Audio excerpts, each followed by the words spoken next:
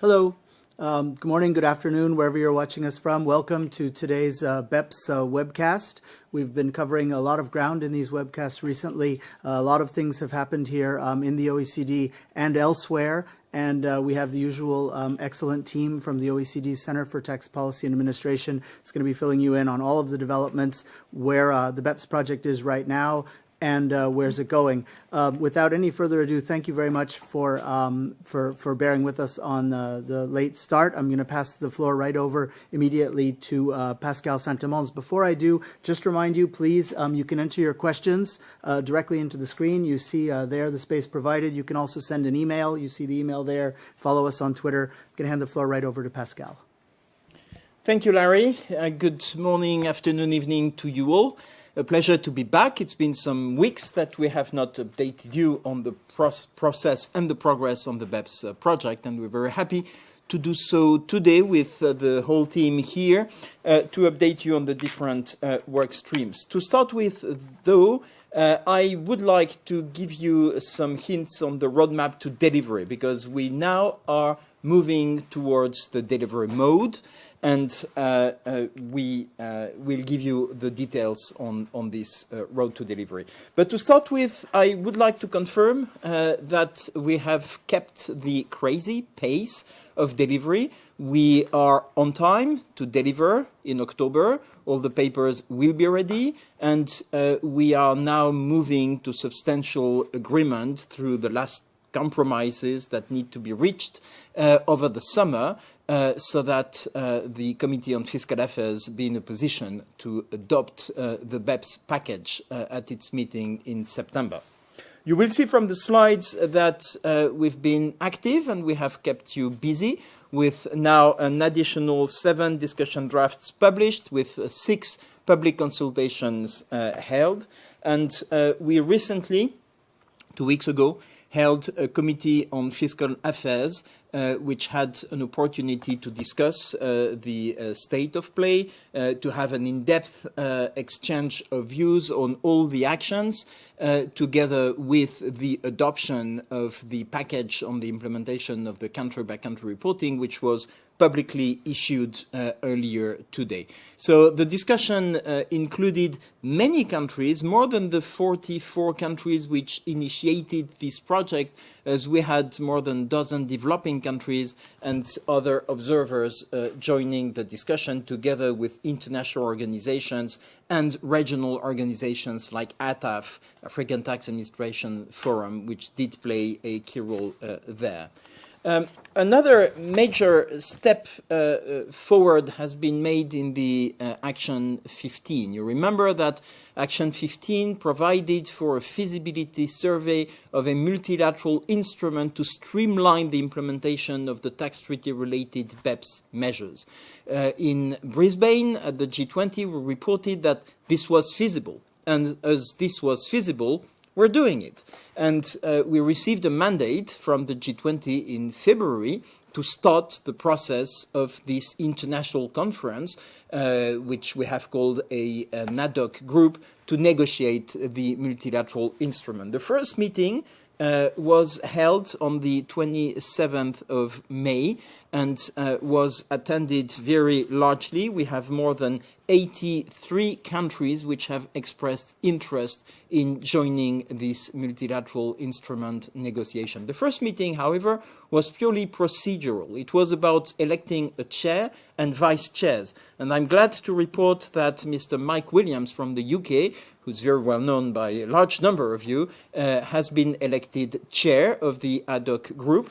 And he will be assisted by 3 vice chairs, Mr. Liao Tizong, well known too, from China, Mr. Mohamed Amin Baina from Morocco, who's a long-standing treaty negotiator, and Mrs. Kim Jacinto Henares from the Philippines. She's the tax commissioner of the Philippines.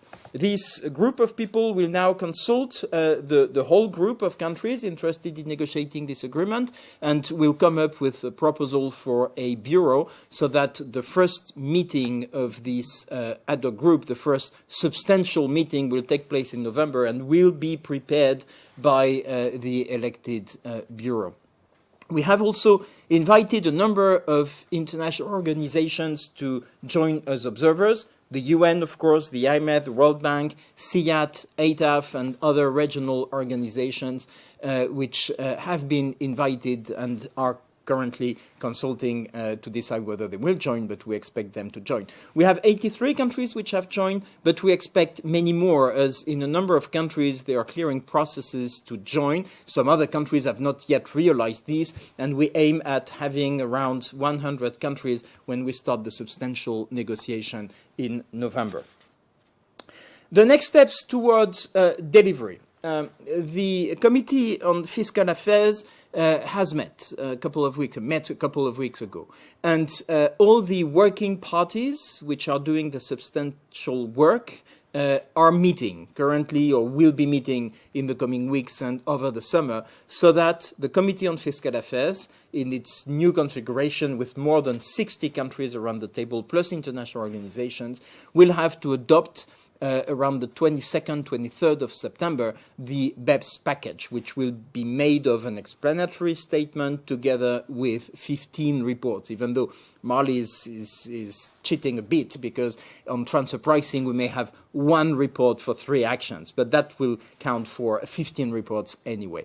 The CFA will adopt all this, and then this will be formally approved by the OECD Council for OECD member countries and by G20 finance ministers, and then G20 leaders at their meetings on the 8th of October in Lima for the finance ministers, and then in Antalya mid-November, 14 and 15 November, for the G20 leaders. So that's the timeline. We'll stick to it, we'll deliver on time, and we face quite strong pressure from the political leaders, as you may have seen, and we'll come back to that at the end of this webcast, from the G7, which released less than 1 hour ago a very interesting communique of strong support of our BEPS work. But now it's time to move, and we have a great deal of slides because we wanted to share with you the most updated information. So I will turn to my colleagues who will run you through the different substantive areas.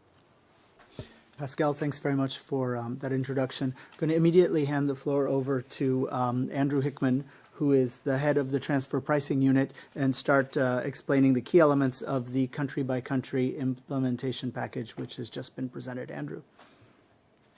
Thank you very much, Larry. Akim and I will take you through the key elements of the implementation package, which, as Pascal mentioned, was published this morning. The implementation package is the third element of the new transfer pricing reporting provisions that will encourage transparency and contribute to tackling BEPS. The first element was published in September 2014, and that set out what was required, the documentation requirements, the master file, the local file, and the country-by-country report, which sets out the MNE's global allocation of income, taxes and activity.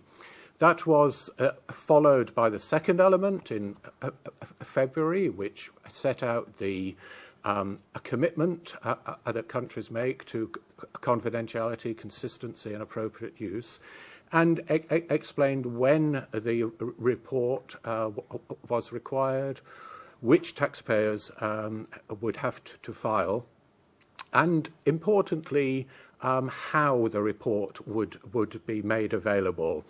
And the February note had a framework for implementation based on government-to-government exchange. And the note that has just been issued, the implementation package, develops that framework. So there are 2 parts to the implementation package that was issued this morning. Tax administrations need to get the information from taxpayers, and so a part of the package is a domestic legislation that countries can choose to adapt. And then tax administrations need to be able to exchange that information. And so the second part of the package includes competent authority agreements for achieving exchange. So the model legislation, the primary filing requirement is obliging the ultimate parent company to file the CBC report in its jurisdiction. But there is also a backup local filing requirement on resident subsidiaries under certain circumstances, broadly when the ultimate parent company is not obliged to file, there isn't a competent authority agreement under existing instruments, or those agreements are not working in practice. There are two additional points in the legislation for convenience. When local filing is happening, and there are more than one subsidiary in a jurisdiction, the taxpayer can nominate which one will file. And where there is parent filing, but the parent is located in a jurisdiction which, for example, does not require the filing of the country-by-country report, the multinational can elect a surrogate parent entity to file on behalf of the ultimate parent, which therefore reduces the scope for local filing, which would otherwise be needed. Okay, and I guess I take over now briefly in my remaining 2.5 minutes and quickly take you through the second part. Thank you, Andrew. The second part of this package, as Andrew said, there's a model legislation on the one hand, and then there's the implementation piece that moves the information from government to government. The principal model being that the filing is done at the level of the ultimate parent entity, and it's in that country that you file, and then that information is being exchanged. And the question that we've addressed in this part here is like, how is it going to be exchanged? We have provided 3 competent authority models. They're here on the screens. You can see them. One is a multilateral one based on the convention, and there we've copied largely the work that we've done already in the area of information exchange for bank account information, so same template in the area of automatic exchange that we've developed here. There's a second one which builds on the existing double tax treaties, and there's a third one that builds on the TIAs. And since we did the technical side, it's also the reason that you see me speaking on this side of the house. This is what the agreements have in terms of the sections. I'm not going to go through it. I'm not even going to attempt, because otherwise Pascal is going to cut me off. Perhaps the highlights here, just very briefly. This is the multilateral competent authority model, the one that has a certain number of benefits in its efficiencies. It brings together a large number of countries as they can come into the exchange of the country-by-country files. The definition section, we picked up, of course, the terms that we have in the model legislation, so we have consistency between the model legislation and the exchange instrument. We made it somewhat more broad because some countries may not use the exact text of the model legislation to have that flexibility. You can sign that even if there is some variations in the particular translation of those standards into your domestic law. And we also kept it somewhat open so that no new agreements need to be signed if following the 2020 review there would be a change with respect to any of the package here agreed. The exchange piece itself, it is going to be exchanged only with those countries that have a tax interest in the information, whether it's a taxable PE or an entity. So it's the foreseeable relevance standard that is met, and it comes in here. Third, the timing piece, I have a separate slide. I'm going to go through that just to give you a sense how this is going to work out in terms of the timing. And we also have some slide on the other elements. So with that, let me give you an example of how the timing is going to work. This looks complicated, but once you go through, it's actually quite helpful. At least I thought it was. So if you have a country, and presume this country now signs this multilateral competent authority agreement in September, just out of the summer and back at work, and so it's being signed in September, and then you activate it by the end of the year. You file a notification, you bring your legislation in, and you make the legislation apply for M&Es starting their tax years in 1/1/2016. So if that's the assumption, then there is a year with which to the period to which it relates, and then the company has a year to finalize the filing domestically. Now that takes you to the end of 2017, and then there's another 6 months provided, and you see that in 2018, at the end of which the first CBCs need to be exchanged. So from the end of the period to which it relates to the exchange, it's an 18-month period, 12 months for the company, 6 months for the competent authority for the country to exchange. You also see, and that's the final point on the slides, that we're then moving in the second year of operation, we're moving from 6 months to 3 months on the assumption that countries will have gotten more comfortable with the process of taking it in, that some of these breathing problems that probably we have initially, we're going to have addressed, and then we're moving to 6 months to 3 months, so a slightly earlier exchange that we see. Importantly, we have confidentiality and data safeguards in there. They need to be respected. Where they're not, there is the possibility of suspension with immediate effect, and that's in section 8.5, and that already brings me to the last slide. In a couple of very important areas in the competent authority agreements, there is consultations. Those consultations relate to the following situations that are outlined. The first one, where we have a case of undesirable economic outcomes, even where the information is correctly used. Questions of interpretation, implementation, systemic failure, where the agreement is in place but it doesn't work, something that Andrew's already mentioned, and cases of significant non-compliance, in particular those where the safeguards, whether it's confidentially or appropriate use of the CBC, is not being respected. Thank you.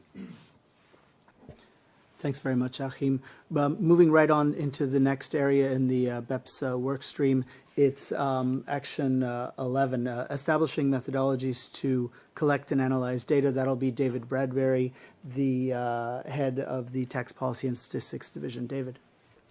Thanks very much, Larry. And this is the debut appearance of Action 11 at a webcast. Action 11 is about establishing methodologies to collect and analyse data. There are 4 elements to Action 11. We have been asked to identify and to assess a range of existing data sources. Secondly, to recommend indicators of the scale and the economic impact of BEPS. Thirdly, to undertake an economic analysis of both the scale and the economic impact of BEPS, the scale being the fiscal effects, and to assess the effectiveness of the BEPS countermeasures. And the 4th element of Action 11 is to make recommendations regarding new data and tools to help evaluate BEPS and countermeasures on an ongoing basis. So what have we done so far? In terms of the public consultation process to date, we began with a request for input process back in August of 2014. Recently, we released a draft discussion paper, a discussion draft on the 16th of April, with chapters including 3 of the 4 elements that I've just mentioned. The assessment of currently available data. We proposed 7 potential indicators of BEPS and also set out a preliminary economic analysis of the scale and economic impact of BEPS and also of its countermeasures. And in doing so, we detailed over 100 empirical studies that are already out there that find the existence of BEPS. We recently held a public consultation on the 18th of May. It was well attended and some very constructive feedback was received. When we look at the key elements of the feedback that the public consultations have produced, we see that there is an emerging consensus regarding the conclusion that the discussion draft drew, that currently available data sources are insufficient. In terms of the indicators, at one level, a number of the submissions suggested that we need to be cautious of the fact that indicators can be influenced by non-BEPS factors, but there was also very strong support for the wide-ranging qualifications and caveats that were made in the paper. And also there is a recognition of the approach and an acknowledgement of the approach that we are taking to present a dashboard of indicators rather than a single indicator as being evidence of BEPS in its own right. There was some support for the general approach presented in the economic analysis chapter, which is essentially about undertaking multiple approaches to the estimation of the fiscal effects, and of course to go beyond the fiscal effects to look at the broader economic impacts of BEPS and any countermeasures. There were many calls for new data to be made available, but of course these calls were tempered by a number of concerns about confidentiality and the need to ensure that a balance is achieved when it comes to compliance and administrative costs, not just for taxpayers but also for tax administrations. In terms of what we hope to deliver, the Action 11 final report will include 4 chapters along the lines of the 4 issues that I've identified, being one about data assessment with a proper assessment of the sufficiency of existing data sources. Also, we will be setting out and proposing a series of indicators. Thirdly, we'll be undertaking the economic analysis both in terms of fiscal effects and economic effects, and also having a look at the effectiveness of countermeasures. And finally, we will be making recommendations regarding new data and new tools for monitoring BEPS now and on an ongoing basis. Thanks very much, David. Going deeper into the BEPS work streams, I think we'll look now with Andrew Hickman again, an update on the transfer pricing work streams. Thank you, Larry. I'm going to talk about 2 recent work streams. I'm going to talk about hard-to-value intangibles, and I'm going to talk about cost contribution arrangements.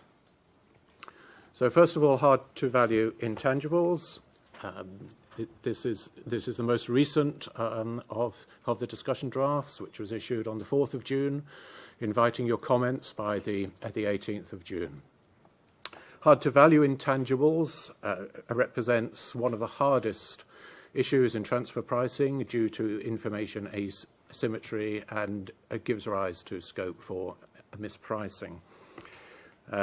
We are talking about issues such as partially developed intangibles, where the income streams may not be expected for several years. In third-party situations, various pricing strategies are used to address the uncertainties associated with transfers of intangibles of that nature, including pricing arrangements that are linked to actual results, contingent pricing arrangements. In the discussion draft, we defined hard-to-value intangibles as those for which there are no comparables, there are lack of reliable projections, and the assumptions used in valuation are speculative. And we set out the consequences. Tax administrations, under the proposals, can use the information about outcomes to determine how third parties would have priced the transaction at the time of the transfer. However, there are exemptions. The measure will not apply if the deviation between outcomes and what was expected at the time of the transfer is not material, if the difference arises from completely unexpected events, unknown unknowns, if you like, and if the taxpayer has properly taken into account the known unknowns in the evaluation of the intangible at the time.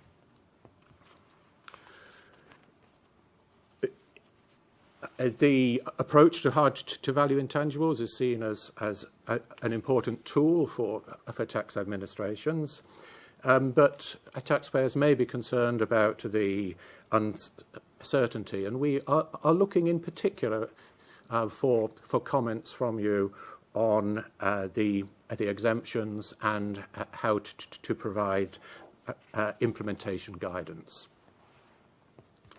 I'm now going to turn to a slightly older issue, cost contribution arrangements. We've already received your comments, which we published on the 1st of June, 341 pages. So the comments are still attracting a high level of interest.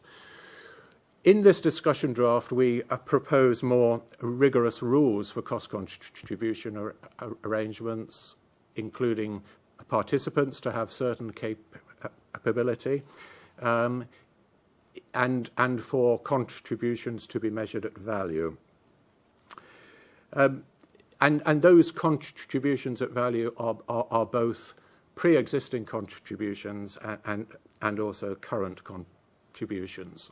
And we are looking to align the guidance on cost contribution arrangements to the guidance we've already released on Chapter 6 on intangibles and also Chapter 1 on risk, in order to prevent the scope for cost contribution arrangements inappropriately to transfer intangibles at undervalue. The comments that we've received, there seems to be some agreement that pre-existing contributions should be at value, but there is, I think, a bit of confusion about the contributions on a current basis, and we will be looking to deal with that confusion. A number of commentators have pointed out the usefulness of cost contribution arrangements, how they are used in third-party arrangements, wholly or partly at cost. And there's been a very strong interest from you in making sure that if the rules change, then there should be grandfathering provisions given the long-term nature of cost contribution arrangements. Both of these issues will be examined further in the public consultation in July. Thanks very much, Andrew. We'll move straight on into Achim Bruss, who's going to talk to us about the status of discussions, the forum of harmful tax practices. Achim. Thank you, Larry, and that will be very easy because I only have to click once. There's only one slide that brings it all together, where we are on FHTP. The first bit and the focus of the attention is the work around substantial activity, which of course carries through as a theme through the BEPS action plan and not just in FHTP in the forum on harmful tax practices. And the second bit, and again it's a theme, it's the transparency bit that we're focusing on. Now, the focus particularly in this first area on substantial activities has been on intellectual property regimes. And again, intellectual property is a theme that runs through many parts of the BEPS action plans. And here, to just recall, we have consensus of an approach that applies to IP regimes to determine which ones constitute problems and which ones do not. This is an approach that has been agreed by the OECD, it's been endorsed by the G20, and it has also been agreed and is being used within the context, for those that are in Europe, of the work on the Code of Conduct that the EU does. So there's a consistency in approach and a political endorsement of that approach. So the question then is, what is still open? And as it says on the slide, there's 3 open issues where we have spelled out in February what we released that we're still working on the details, the implementation of the Nexus approach, not the Nexus approach itself.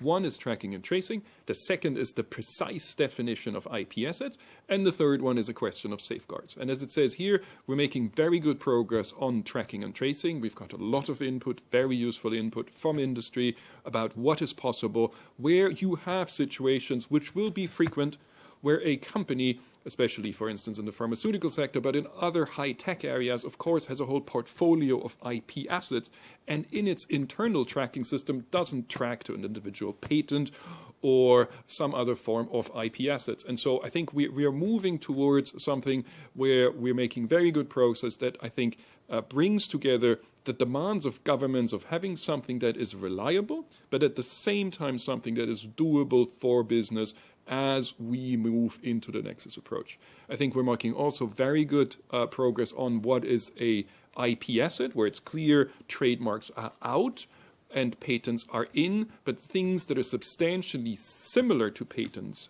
technology IP, may also be in, and that is something that we need to spell out and that we're spelling out. And finally, the point on safeguards is an important one. There is a policy consensus that there is no intention on the part of governments to encourage those that are not currently in an IP regime to come in simply in order to get the benefit of the grandfathering that we have agreed. There's different ways of how this might be possible. We have good discussions on moving in that space, but that's a space where I think we all share that that is not anything we wish to encourage. So that's, I think, the first point on where we are in substantial activities as it relates to the IP regimes. There's much other work. I'll skip that. Because that is the focus. And the second part, in a couple of words, transparency. There is general agreement that compulsory spontaneous exchange should include all rulings that give rise to BEPS concerns in the absence of exchange. So if the absence of exchange causes problems, we should exchange spontaneously. It's semantics. You can also call it automatic. Now, we're only doing this in certain defined categories of rulings. It's not any ruling that anybody ever gives. We clearly define and set out the categories to which this applies. And then separately, we also set out very specifically with which country do you then need to exchange. So we have a clearly defined system of types of rulings and countries with which exchange needs to take place. Importantly also here, we closely coordinate with the work of the EU so that ideally you'll be doing one thing if you're an EU member as opposed to having different things. And that also comes out in the last point, that here we're thinking of exchanging not the ruling itself, which may be in different languages. Well, it will be. It's long, it's structured differently, but a template that allows risk assessment to take place, and it's based on the standardized template where we try to minimize the compliance burdens, this time for tax administration, that then you can request the actual ruling. And the final point here, there's a differentiation that we're doing between existing and future rulings. There may be certain things you can ask in the future as you give rulings and collect that information, which informs where you're going to exchange it. Some of that information may not exist with respect to rulings that have already been given in the past. And so we need to recognize that, and we work with tax administrations to get the right balance between the interest of countries receiving the rulings and the compliance cost resource implication for tax administrations that now need to go back and look into their existing portfolio of rulings. Thank you, Larry. Thanks very much, Achim. We'll pass the floor immediately to Marlies de Ruyter, who's the head of the Tax Treaty Transfer Pricing and Financial Transactions Division. Marlies will explain to us what's going on right now with dispute resolution. Thank you, Larry. And again, like with Achim, only one click, only one slide. Sorry, wrong order. So again, like with Achim, only one slide, so it's only one click. And hopefully one slide with a very strong message. Like the CFA in January, the CFA in May reinforced their commitment to change dispute resolution and create very effective dispute resolution mechanisms. They did so in kind of committing to two different blocks of measures. The first block of measures will be a mandatory minimum standard for all those that are involved in the BEPS project. And in that minimum standard will be all kinds of elements that are taken from the discussion draft that are translated into tangible, very concrete commitments, and that will make sure that that there is a timely resolution for all MEP cases, that resolution is principled, and that resolution regards to all cases that are eligible for treaty protection. And those relate to the three principles that are also reflected on the slide. So with that, there is a guarantee that all results will be achieved. But of course, the key is in the implementation. And in order to make sure that the implementation is done properly, CFA also decided that there should be a very strong monitoring mechanism, because only then you can look at the implementation, and that monitoring mechanism should be in place very quickly after the base erosion and profit shifting project has been finalized. In order to do that, the MEP forum of the Forum on Tax Administrations is currently already working on a model process in relation to MEPs, but also on a framework in relation to statistics, to make sure that we can move on from these aims to implementation and monitoring of the implementation as quickly as possible. The second building block, and that's also a very relevant one, goes back to a very strong message given by business during the public consultations in January, where they say mandatory binding arbitration to us is key. And on the other side, you know, there are many countries that are willing to implement that mandatory and binding arbitration, but not all of the countries. And therefore, we decided to include also a second building block, and that is mandatory binding arbitration for the willing countries. And our first estimates are that at least 20 countries will be willing to commit to that. And that's also reflected in the leaders' declaration that Pascal referred to, that was issued a year ago by the an hour ago by the G7, where they indicate that they are willing to commit to that mandatory and binding arbitration. So in combination, these two will lead to dispute resolution mechanisms that are effective, that lead to results, and that make sure that uncertainties and double taxation resulting from BEPS are prevented. Thank you. Thanks, Marlies. Working quickly into the agenda further, I'll turn it back over to Achim to talk about CFC rules and interest deductibility. This time it's several clicks, but nevertheless, hopefully the message is clear where we're going on CFC rules, where we are, and where the final report is headed. This is the summary of the action item. You know this. This is the elements that you've seen. Before we go into the detail, I think it's also important to recall that this is an area where tax policy coordination was not anything that the OECD has previously done. In the CFC space, many countries, over 30 of the 44 countries here actually have CFC rules. A number of others are considering the introduction of CFC rules. And it was a recognition that for those that have those rules, or those that are actively considering the introduction of those rules, that there were challenges, and that there would be a way and a space for developing best practices to improve the design of these rules, in particular where challenges arose in connection with IP income, with hybrids. All of these aspects drove us to have this in the action plan. And to provide best practices solution in forms of building blocks for those wishing to take them forward. At the same time, that also clearly means this is not a minimum standard. This is best practices. They're being designed for those that want to improve their rules, that have their rules, that are thinking about the introduction of these rules. And with those introductory words, let me take you to these building blocks that you know, because these building blocks are also in the consultation draft, on which many of you have commented, for which we're grateful. These are still the building blocks. We're talking about what is a CFC, what is the control requirement. We have low tax exemptions, kick-outs for tax rates, threshold requirements, anti-avoidance rules that kick you out. The big question, I'm going to talk about that, is then the next one. That's the definition of income. Here, I guess, is the focus of our attention and also the focus of many of the comments. And then a number of very important rules, how you compute the income, how you attribute the income, and then, importantly, how do you prevent or eliminate the double taxation that may otherwise result if several countries apply their CFC rules to the same item of income.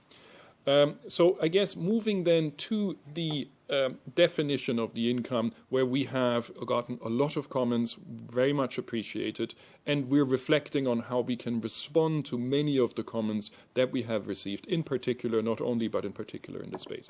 I think, one, there is a general agreement that different CFC rules prioritize different policy objectives. And given that these are part of a jurisdiction's overall tax system, with different policy objectives, that's also reflected in the CFC rules. So there is no one size fits all. You see slightly different variations or significantly different variations in worldwide system. You see them slightly differently in territorial systems. And of course, that has an impact on the design of the CFC rule. And it's important that we take that context into the account as we move into best practices. And it's not just a question of the policy drivers underlying the CFC rule in the context with which it sits. It is also that there is different elements which countries pick up as indicia and factors to determine where they particularly see the issue that they target. They look at legal classification, they look at related party questions, they look at the source of income, and they look at substance. And of course, that brings it back also to the wider concern of the BEPS action plan about separating out value creation from income recognition. And that's, of course, a classic piece in the CFC world. The last bit here, as I said before, the recommendations need to have a certain degree of flexibility and not be overly prescriptive to recognize both the different policy environment as they slot in, and also the particular aspects that countries in their rules tend to pick up on, even if many of those are driven towards the same point of separating value creation from income recognition. And that is then the last slide, I guess, that we have here on CFC, which tells you a little bit where is the current status of the discussions on the definition of income. It is a fluid discussion. We haven't approved yet the report, but here is where we're going at the moment. We will have significant redrafting of that section from the version that you've seen in the discussion draft. There will be a significantly different section in the final report that will look at different approaches and combination of approaches that can be used in that space. A categorical analysis, that is typically what most CFC rules today. Some call it also a form analysis, a substance analysis, where people can look at different proxies and we will crystallize them out. And of course, there's also more mechanical issues, and the consultation has brought out that a number of commentators see the benefit of CFC rules as being more mechanical rules that don't redo the transfer pricing analysis. We're going to work those thoughts in. And of course, last, there's also excess profits analysis. As in the discussion draft, clearly there's a divergence of views, in particular as to whether there's a mandatory substance prove-out we may require. So that's probably picking up the presentation that we have. And finally, we do coordinate also with the other rules, be they transfer pricing that goes first, or combining and coordinating with the rules that we have on hybrids. Thank you. Oh, I go on and I move into interest deductibility, and I think I do this quickly in the interest of time. Interest deductibility, the first point is to state the problem. What are we trying to get to? And the first point here is, as we say here on the slide, no or low taxation associated with practices that artificially segregate taxable income from the activities that generate it. Again, the separation of value creation from income recognition. Three relevant aspects to this. One is the location of, and here we're talking third-party interest in a high-tax country. All the interest, all the debt is stuffed into the high-tax country, and then relatively less or none in the low-tax operation, which does not reflect an accurate allocation of the debt. So that's the aspect of third-party debt. Second is the quantity of the party interest is in excess of the group's actual interest cost. And we see many examples in practice where internally debt is multiplied to a factor of tens or hundreds relative to external gearing. And then third, the use of interest expense to fund income that itself will then be tax exempt, and the creation of that mismatch that results. And that is the action item, and not surprisingly, the action item picks up those elements, brings them out. So we're talking about best practices, we're talking related party debt and third party debt. We talk about excessive interest deductions, exempt and deferred income. And of course, we're covering interest in a wide interpretation of that financial payments that are interest and those that are economically equivalent to interest.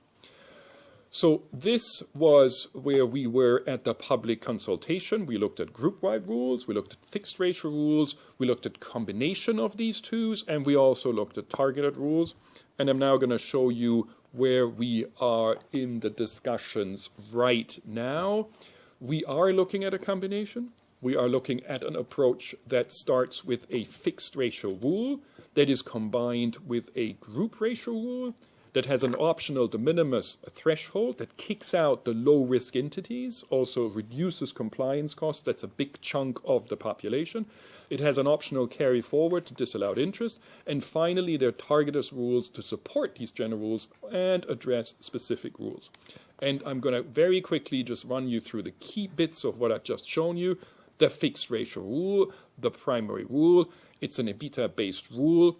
That is an objective measure. It's based on taxable income. It's also an approach that was widely supported in public consultation, and it tracks the thinking underlying BEPS, because you can only move a deduction if you also move the taxable income. So the expense tracks the income. There is going to be discussions here, as we say on the other side, on a benchmark fixed ratio. There's no single ratio. It's not a single number for the whole world, but there is going to be a range, and there's going to be principles that inform countries where to set that range within that range. So there's two elements, a range and principles that countries need to take into account in setting the ratio within that range. So that's the first part. We then have a group ratio rule, if you wish, a taxpayer-friendly rule that allows you to get up to the external gearing that the group has as a whole. There may also be situations where, for tax policy reasons, i.e. to avoid debt equity bias, countries may decide not to have that rule.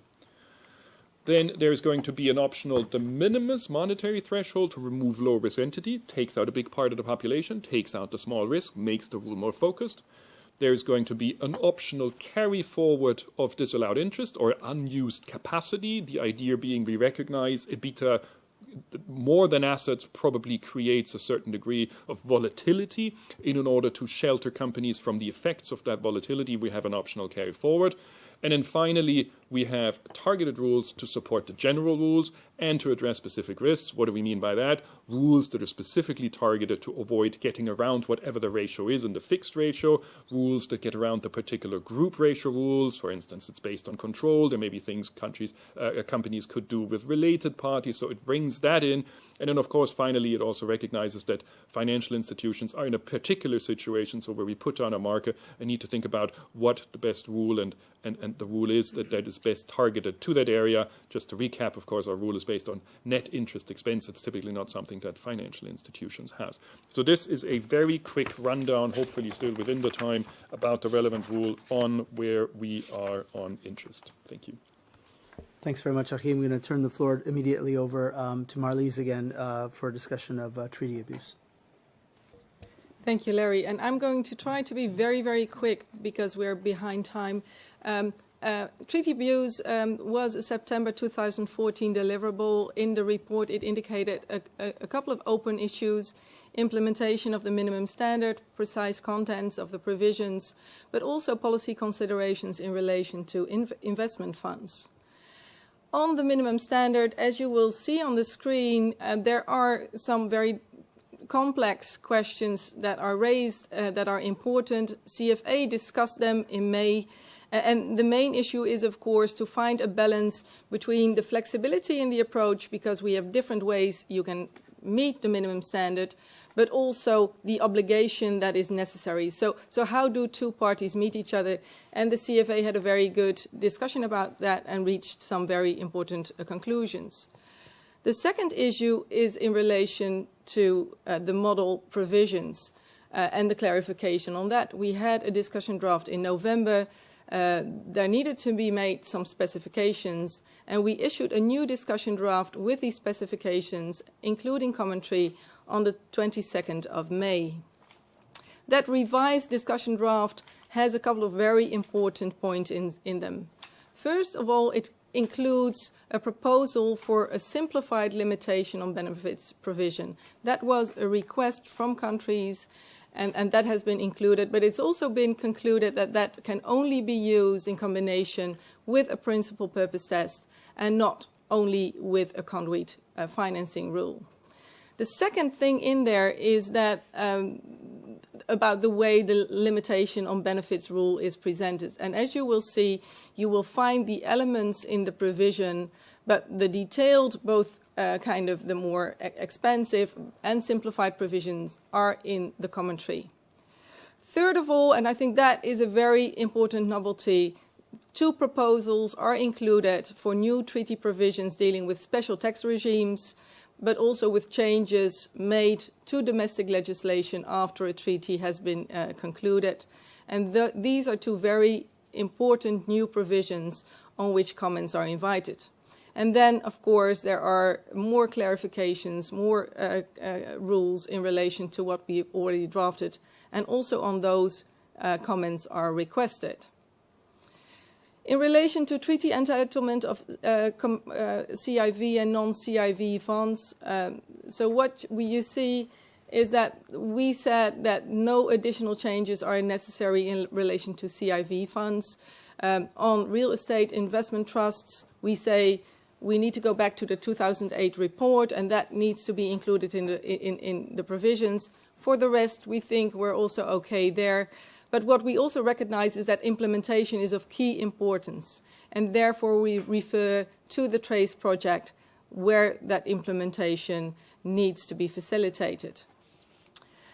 Working Party 1 will also look carefully at treaty entitlement of pension funds and will continue to work on treaty entitlement of non-CIV funds, and that will, of course, be greatly facilitated also if the TRACE project moves forward.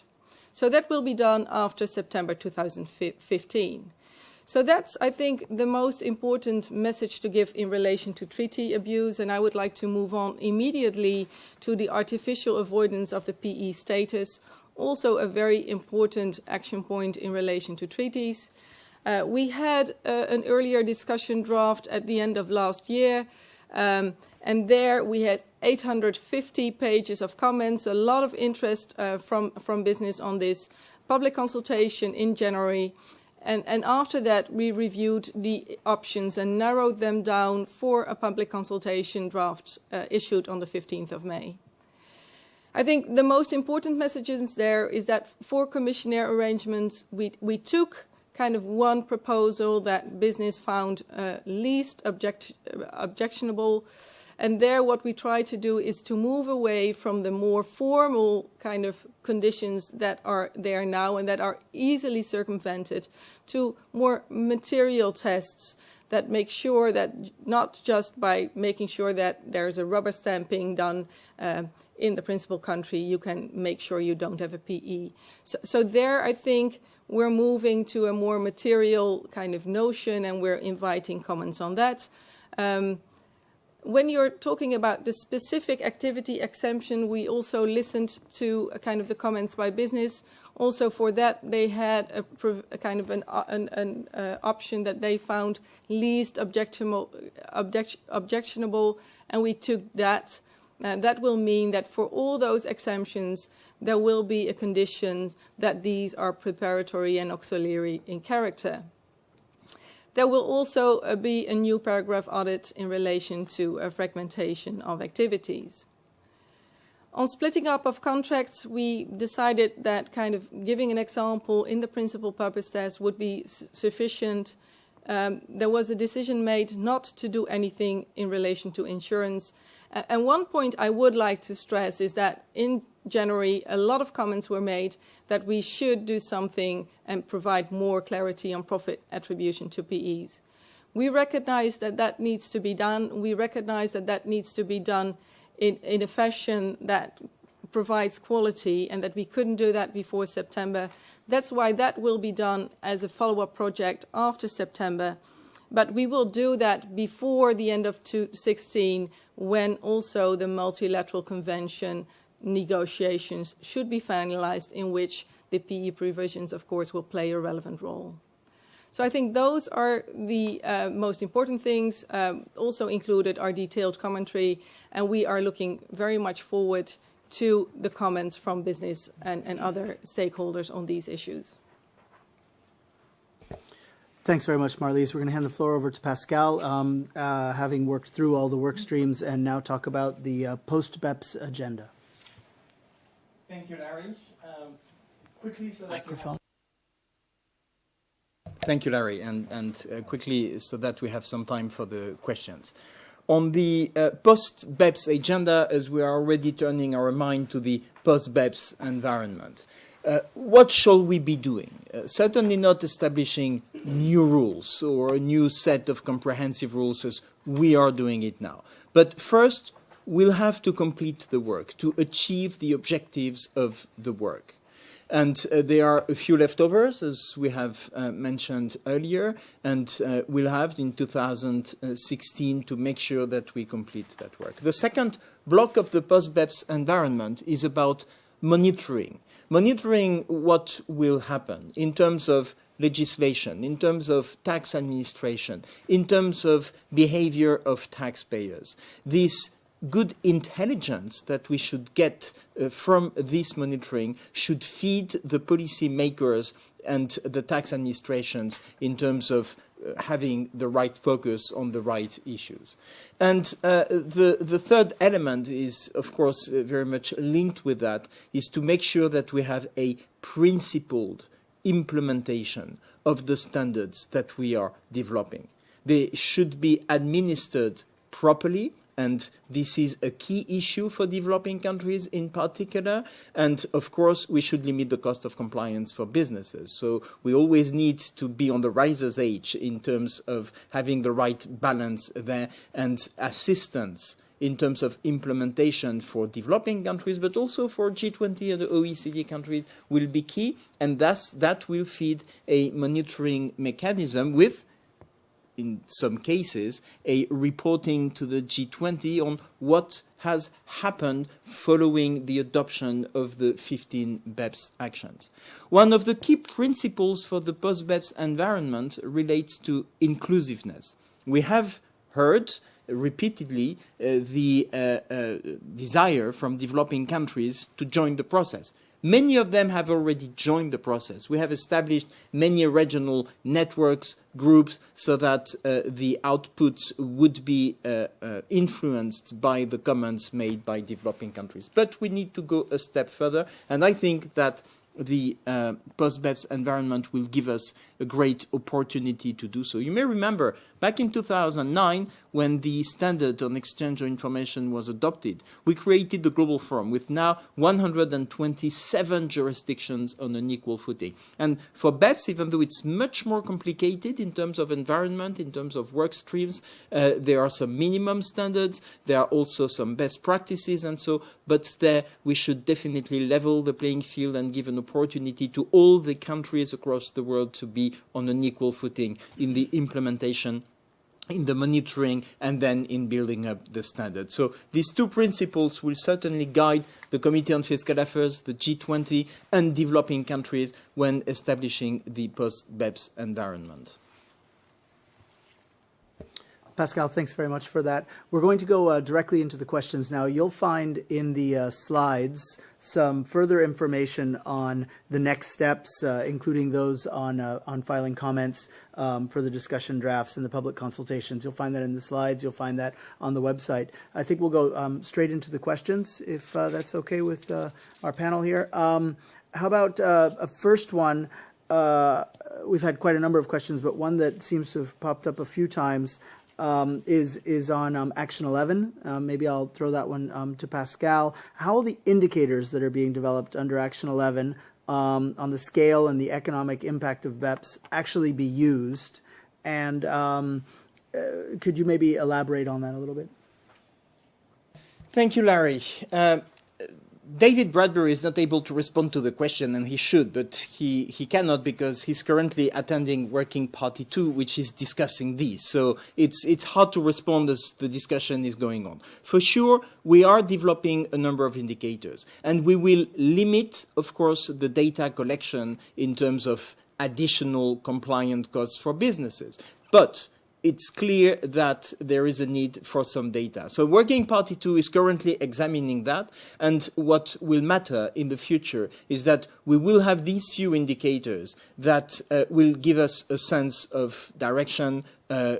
Are the measures adopted in the context of BEPS producing an effect or not? And that's what the indicators will provide us with. I would like to mention on Action 11 that we'll also come up with some form of measurement, as has the IMF very recently done. You may have noticed a policy paper from the IMF, our colleagues from Fiscal Affairs Department, McKean in particular, who have done a tremendous job in terms of trying to come up with some figures. And the figures they have come up with are pretty impressive, and they show that developing countries are more exposed than developed countries from BEPS, but this is a very serious and big issue.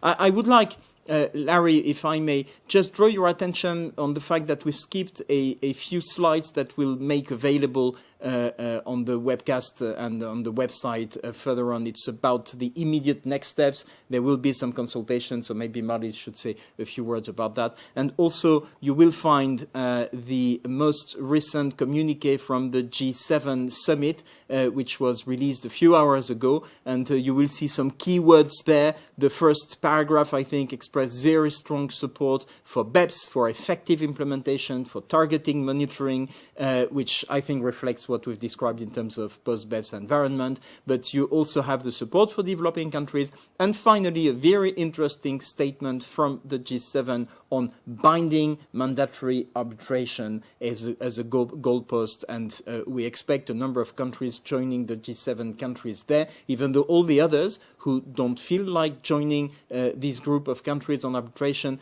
will commit to a minimum standard which will be monitored, and then we'll have this reporting to the G20. Yes, thank you, Pascal. And I indeed would like to say something about the consultation, and I think that refers back to a question we also received on whether we are going to consult on risk and on intangibles in relation to kind of the work on transfer pricing. And I think all the information is on the slide, but this may not be on the website or may not be that clear. So we had a consultation on risk in March. We are revising the draft based on that. And besides that, what we also needed to do in relation to the chapter on intangibles that was issued in 2014, we needed to align that with what we're doing in relation to chapter 1. Our conclusion on that is that not kind of big changes are needed. We think our work in relation to risks in chapter 1 and is in line with what we did on chapter 6, and that therefore we only need corresponding changes. And therefore we decided not to issue a new discussion draft.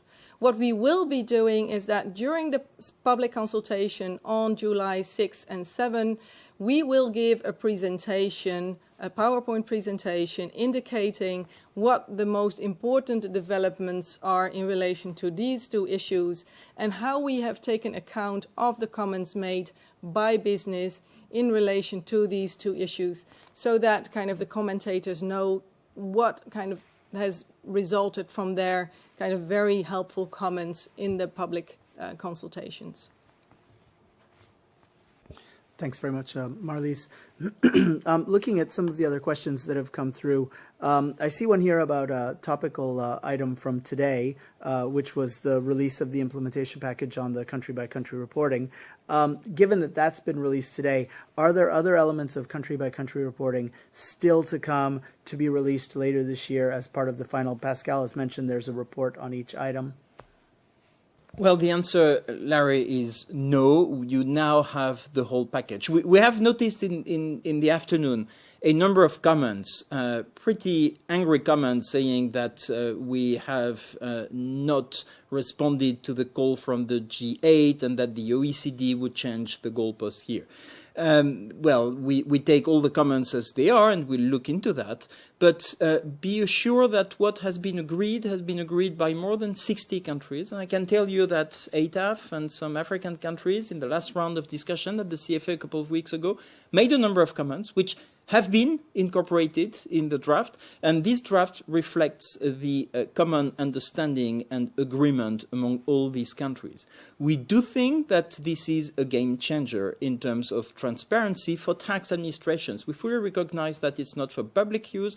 There was a huge commitment from countries to keep the information confidential, and this will be the case through the domestic legislation mechanism together with the multilateral competent authority agreements that we have developed. However, the tax administrations will get the information, and if they don't get the information through the MCAA, they will be able to go for local filing. Finally, this information will be used, and it will be used to do the job of a tax administration, which is to assess the taxes. It is recognized, though, that this is not an audit instrument to do the audit and to do adjustment. This is an instrument to do some risk assessment and should be used for that risk assessment purposes. So I hope we clarify things, but be assured that this corresponds to what the member countries, and when I say member, I'm very inclusive, G20, OECD, and then developing countries want, and we will monitor the implementation. But all the comments, criticisms, and other comments are more than welcome, as we are now moving into a monitoring phase to make sure that this happens.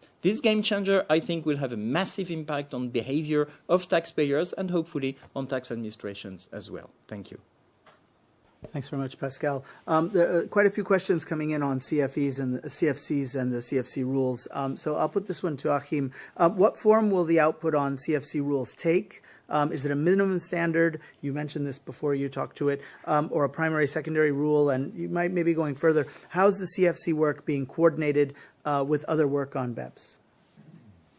In light of the time, I guess a quick response here for me, as I think I've said already before, it is not a minimum standard. It is a best practice. It is not a primary, secondary rule, so it is a best practice for those countries that have these rules, thinking about these rules, whether they want to revise them or whether they introduce them.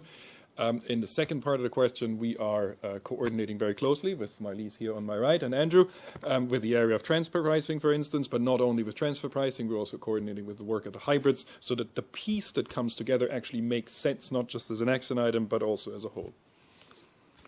That's great. Well, thank you very much, Achim. Thanks very much to all the panelists, and more than anything, thanks to all of you for watching, for participating in today's webcast on the BEPS project. It's going to be a very busy time in the next few months as the project comes to fruition, and we will obviously keep you posted. I'm going to turn over to Pascal for the last word. Thank you, Larry. Just the last word to say that we'll keep you updated on the way forward. You will have noticed that we will deliver all this package to the G20 finance ministers on the 8th of October. By then, there will be some discussion draft, there will be some public consultation, but for sure, before when all these go public, we'll do another webcast so that we can give you the freshest information on time. Thank you very much.